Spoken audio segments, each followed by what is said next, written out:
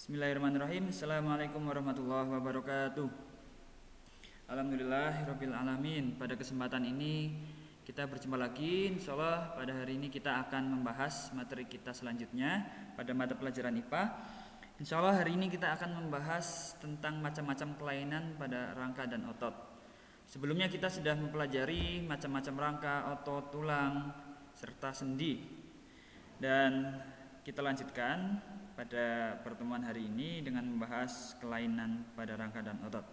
Silahkan nanti disimak, kemudian ditulis apa yang menjadi poin-poin pentingnya.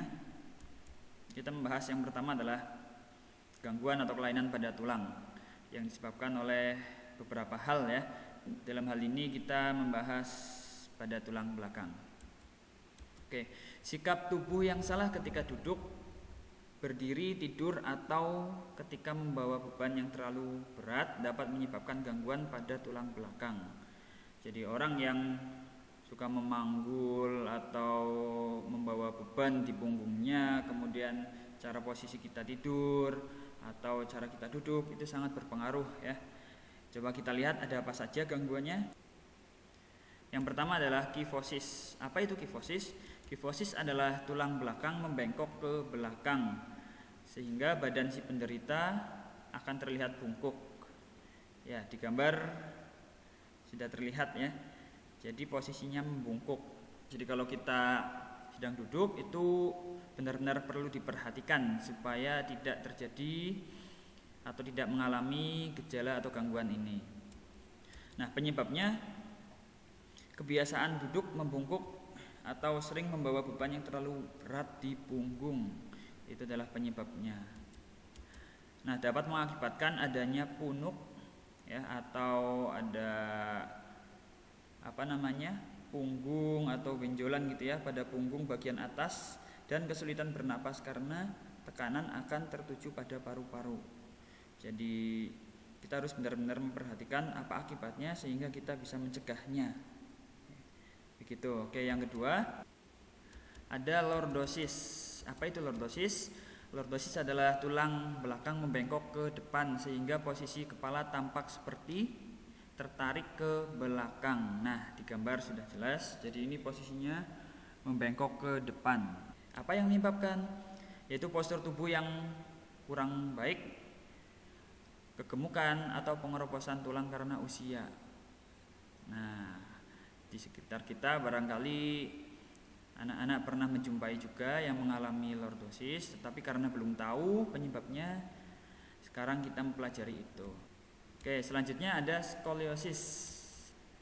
Nah, kalau skoliosis ini adalah tulang belakang bengkok ke kiri atau ke kanan.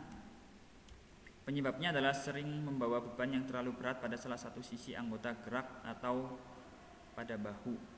Jadi kalau ada orang yang sedang memikul ya barang bawaan di bahu kanan dan dia terlalu sering membawa yang cukup berat, bisa mengakibatkan skoliosis juga. Selanjutnya kita masuk ke penyakit yang merusak rangka. Ada beberapa yang akan kita pelajari.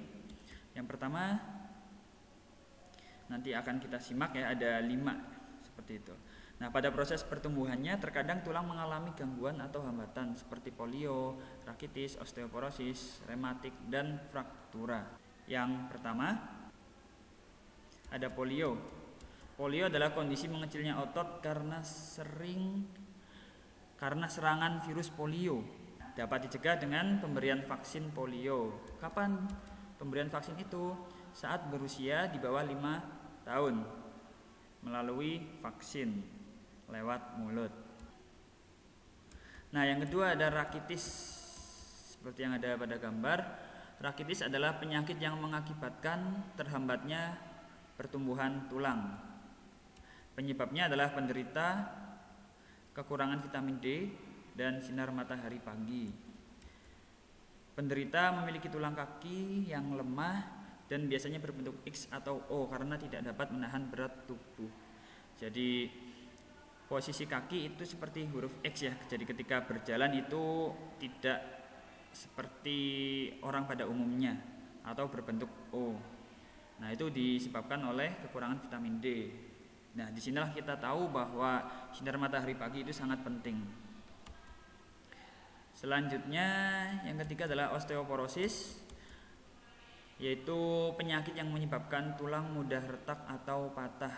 Nah, kita lihat di gambar ya. Biasanya menyerang orang lanjut usia, terutama perempuan. Ya, meskipun di gambar ini laki-laki, tapi terlihat ini juga sudah lansia atau lanjut usia. Penyebabnya adalah tubuh kekurangan zat kapur atau kalsium. Dapat dicegah dengan mengonsumsi makanan yang banyak mengandung vitamin D dan kalsium seperti ikan dan susu. Oke ya, jadi selama kita paham apa saja yang harus kita konsumsi, insya Allah kita bisa menghindari gangguan atau penyakit ini. Selanjutnya ada rematik.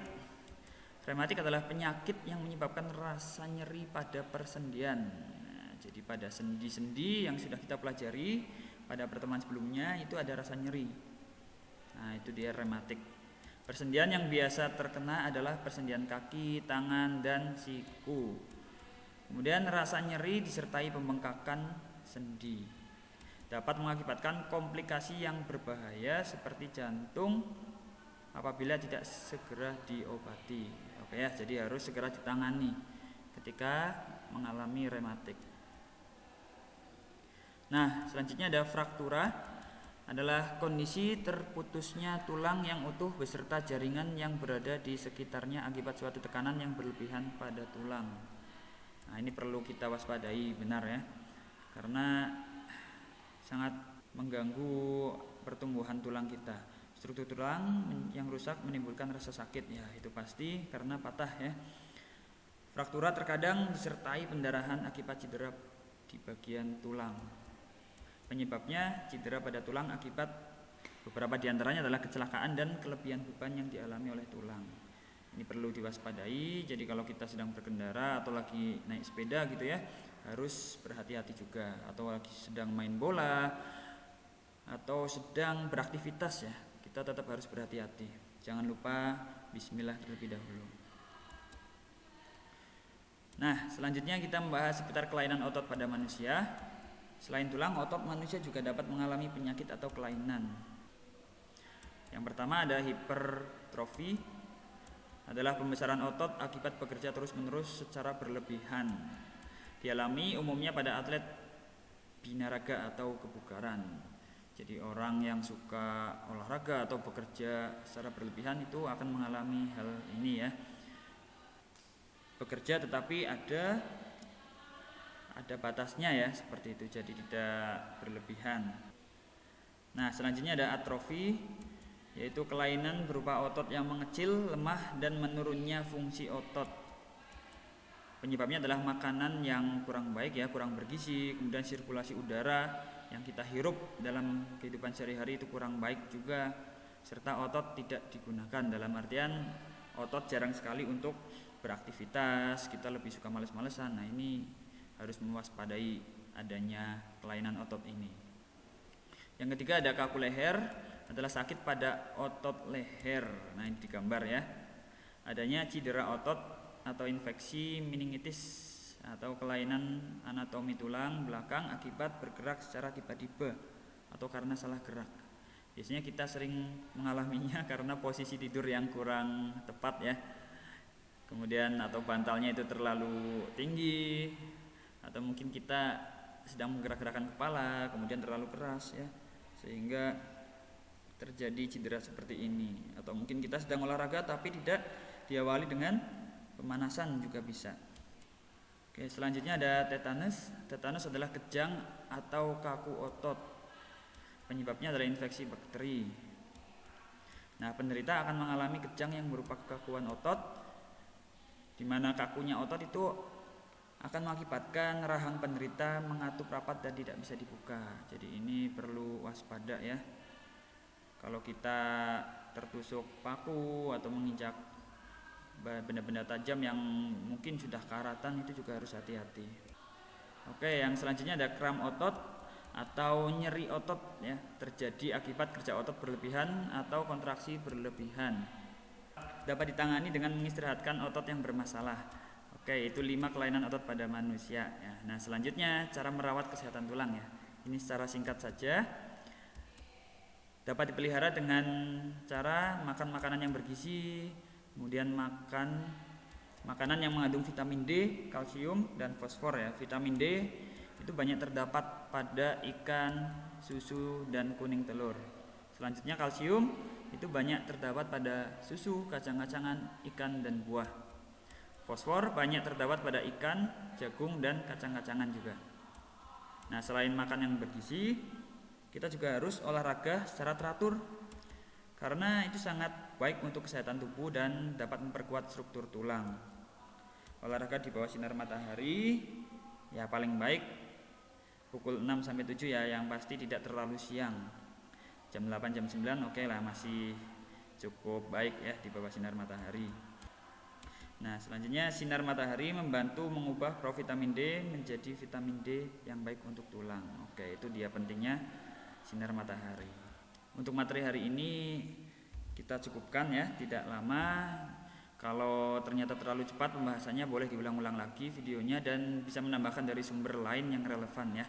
Tetap rajin ibadah dan belajar, jangan lupa bersyukur dan berdoa untuk kesehatan kita dan orang-orang tercinta di sekitar kita. Terima kasih untuk segala perhatian, mohon maaf untuk segala kekurangan. Assalamualaikum warahmatullahi wabarakatuh.